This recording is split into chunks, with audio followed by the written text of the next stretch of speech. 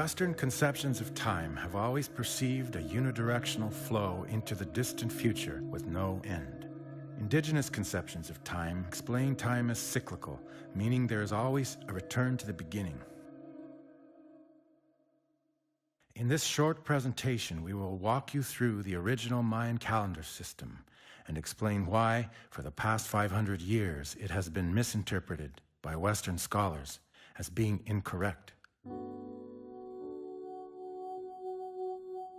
First, it is important to understand that all calendar systems were based on the sun's movement across the horizon. A tropical year, also known as a solar year, represents the time taken by the Earth to complete one revolution around the sun. It is well known among astronomers that this cycle takes almost 365¼ days. In 600 BC, the Olmec civilization was creating the foundations for the Mayan calendar to emerge. They chose August 13th as the first day of the new year for its astronomical significance. Many of the Mayan pyramids are aligned to represent the spring and fall equinoxes and, of course, the new year, August the 13th. The Maya built their pyramids to mark the movement of time organically, based on the precise movements of the sun.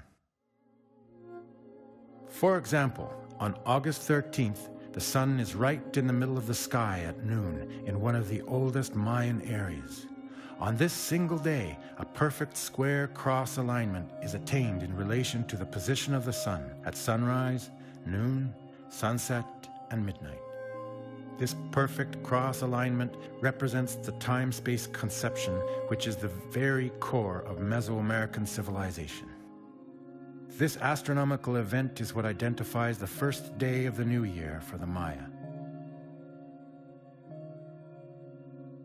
The GPE correlation is based on the sun's cycle circuit, an indigenous conception that values and recognizes the sun's journey through a complete day cycle, which includes sunrise, noon, sunset, and midnight days.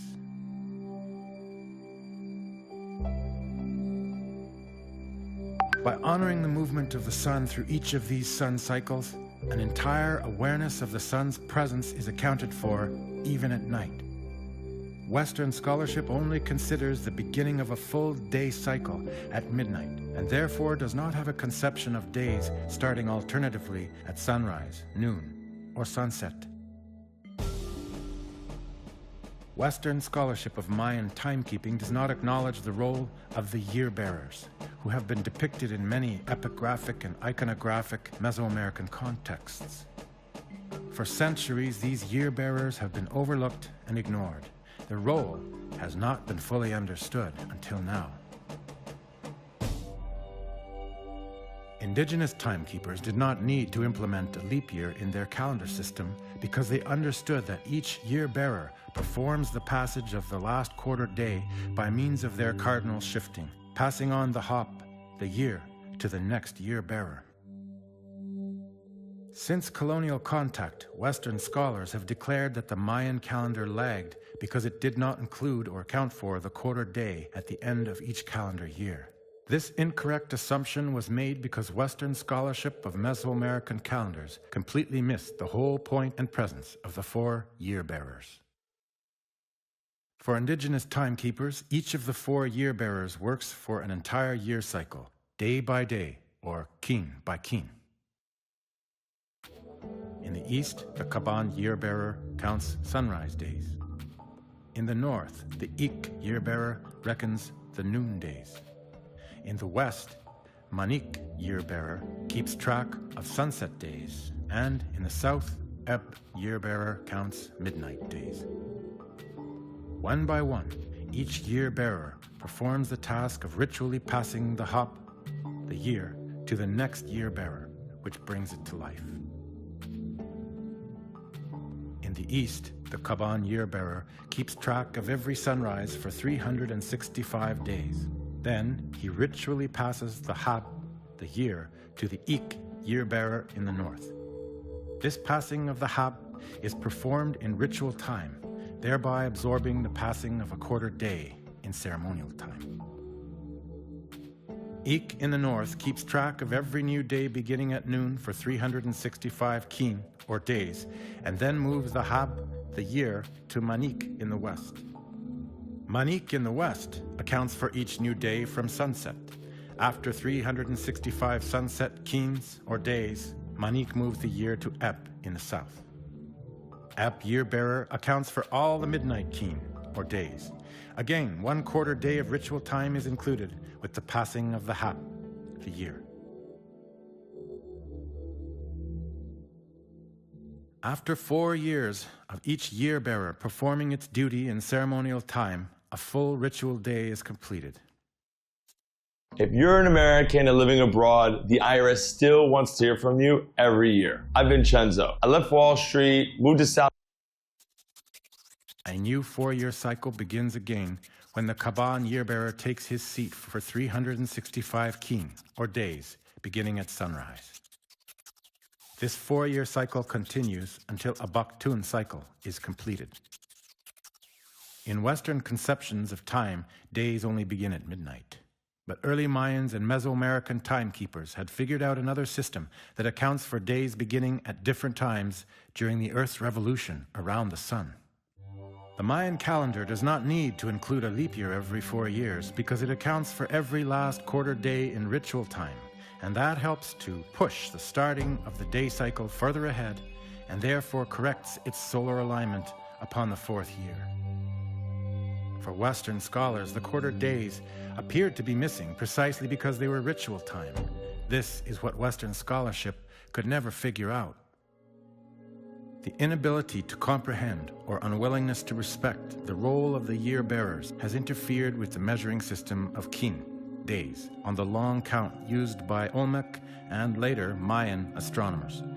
This misunderstanding has not only distorted the concept of the long count, but has also misrepresented the beginning of creation, calculated by the Olmecs and articulated by the Mayans. By freeing the kin, day, at the end of every 4th year from being a leap day, the long count that expresses 13 Baktun and which holds 1,872,000 kin, or days, totals more than 5,128 years instead of the conventional 5,125 years.